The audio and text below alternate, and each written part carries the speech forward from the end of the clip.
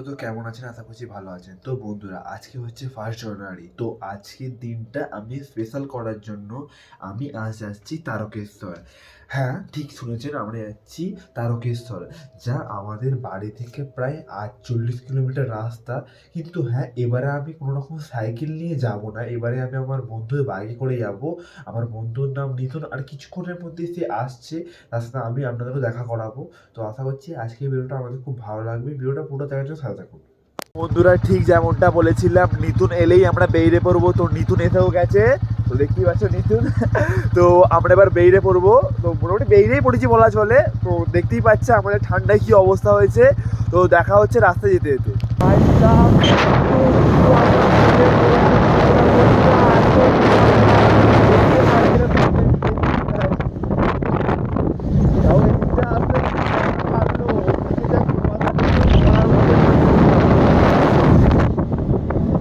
ঠান্ডায় কাঁপতে কাঁপতে এক জায়গায় দাঁড়িয়ে আমরা চা খেয়ে নিচ্ছি এখন।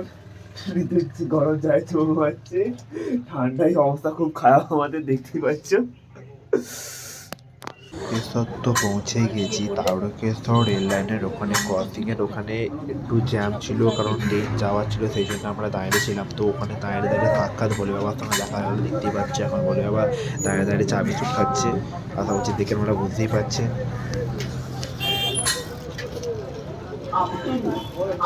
তো তারকেশ্বর এলে সবাই যেখানে ফটো তুললে আমি এখন সেখানেই আছি।